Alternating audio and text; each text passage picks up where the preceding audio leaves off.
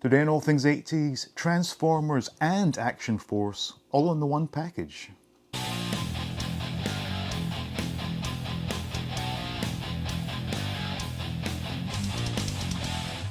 Welcome back to All Things 80s, and a few weeks ago, maybe even a month or two back now, time is going by so fast, but my friend in Scotland, Derek, sent me a stack of vintage comics. And one of these comics was in fact the Transformers and Action Force. Now, when I was growing up in the 80s, I read the Transformers comic. I also read the Battle Action Force comic. And I was not aware that the two were presented in the one comic. Now, I initially thought this was going to be a crossover where we had Transformers and the Action Force characters going head to head. That is not the case, sadly. However, the contents are still worth looking at. So let's take a closer look at this and see if this brings back any memories for you. So here we are with the Marvel, the Transformers and Action Force combined comic. This one is entitled Molten Madness. Now, this was released on the 9th of April 1988, and by this point in time I was well into high school and was definitely not reading comics, so I was completely unaware that we had this combined comic. Now 32p wasn't at all bad, however, the US it was costing $1.35 and in Canada $1.75. So obviously there's a lot of importing involved there because this was the UK publication.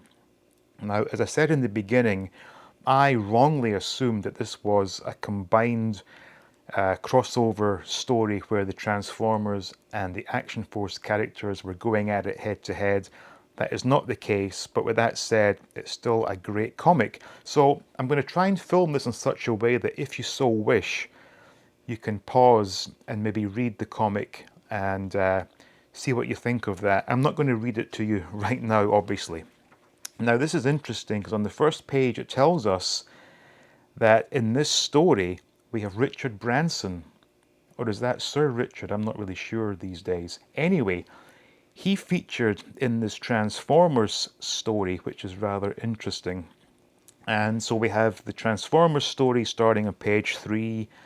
We have Grimgrams, which I don't know, but to me that sounds quite rude. That's on page 15.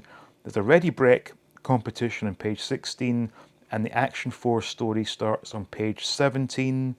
And on page 23, we have the coming attractions and Combat Colin. So as I said, hopefully if you wish to follow this story, just hit pause and read at your leisure. So this is taking place on April 1st in London, England, back in 1988. And there we have Sir Richard. I wonder if he paid to be part of this or not, who knows? So clearly we've got a mechanical shark, and I should point out as well that as I wasn't reading comics at this point in time, I also wasn't buying Transformers, so I imagine most of the Transformers featured here will not be ones that I was familiar with as a child. Although I am seeing Thrust, Dirge, Ramjet, Blitzwing, those names do sound familiar to me. And on this page we have an advert for the Headmasters. Again, not Transformers that I am familiar with, but they look pretty good in this advert. Nothing about pricing, unfortunately. And there's the old Hasbro logo. Excellent stuff. And continuing here, again, not really Transformers material that is familiar to me, although I do see Shockwave, which is nice. And I don't know if this is a standalone story or if it's a continuation from the previous week. But if you do choose to read along, maybe you can let me know in the comments. So there we go. It's pretty cool stuff. And next is The Greatest Fear of All. And that's featuring Ultra Magnus Interesting. Now this is the Grimgrams, which appears to be readers' letters. And when I was thumbing through this prior to filming, one really caught my attention. As I said in the beginning of the video, I remember buying and reading a Transformers comic and the Battle Action Force comic, which were two separate comics. And this one child has written in and said, "Dear Grimlock, how can you do it? Joining two of my favourite comics is the cruelest thing you could do. I refer, of course, to the imminent joining of Transformers and Action Force.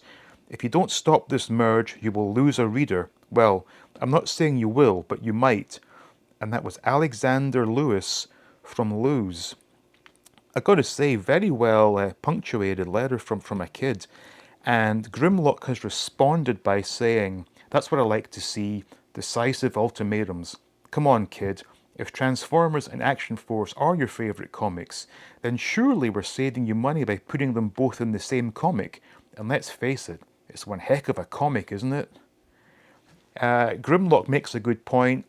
I got to say that Alexander Lewis made a bit of a dick of himself, suggesting he wouldn't buy it, even though he loves the two storylines.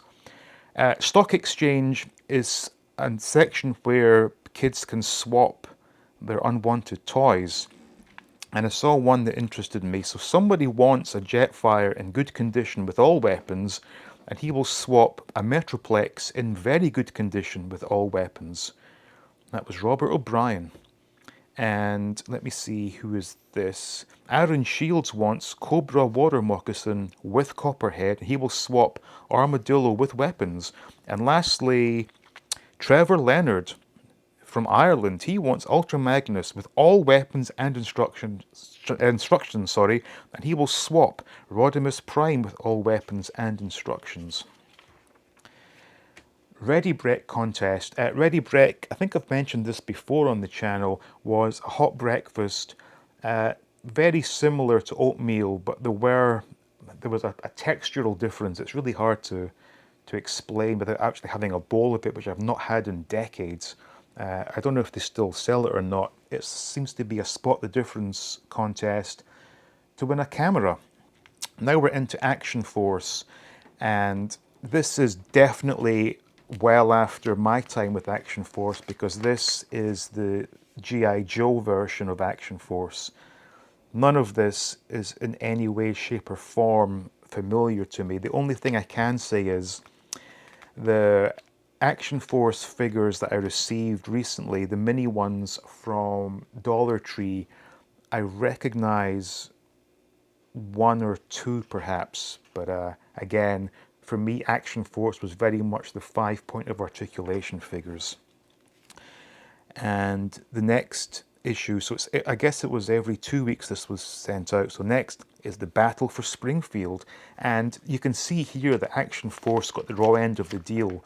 Just a couple of pages versus numerous pages for Transformers. Classified ads, basically comic shops advertising themselves, mail order.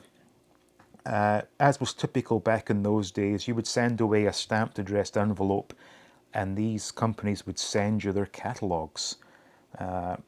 Here's one for Doctor Who fans. Send a first class stamp for my latest list of Doctor Who books, annuals, comics and merch. Very interesting. Next week, as I said earlier, the story is The Greatest Fear of All. Now this is Combat Colin versus the Gwanzulums. I have no idea what that is, but it's a very short comic there. And lastly, we have an advert for some VHS tapes. And as this was 1988, the price of VHS had come way down. At the start of the 80s, in fact, even up until 84, 85, a brand new commercial VHS tape was costing 50, 60, 70 pounds. Now, this one, which is the Transformers Headmasters, the Rebirth Parts 1, 2 and 3, that was an hour of action and adventure for £8.99. And some of the older titles were £7.99. There's one for £8.99, and this one Bigfoot and the Muscle Machines was only $6.99. We've got Inhumanoids, the movie, for $7.99. Action Force, The Captives of Cobra, Worlds Without End, and Pyramids of Darkness all were $7.99. Actually, the Pyramids of Darkness was $8.99. Available from Woolworths, W.H. Smith's, and all good video stockists. W.H. Smith still exists. Sadly, Woolworth does not. So that was a look at the Transformers and Action Force all in the one comic. And whilst it's not quite as exciting as a crossover story might have been, it was still pretty cool to get these two lines all wrapped up in the one comic book. So hope you enjoyed that. Hope it brought back some memories. So thank you for watching. Special thanks goes out to the patrons. Please do like, please subscribe. And as always, stay tuned for more videos from All Things 80s.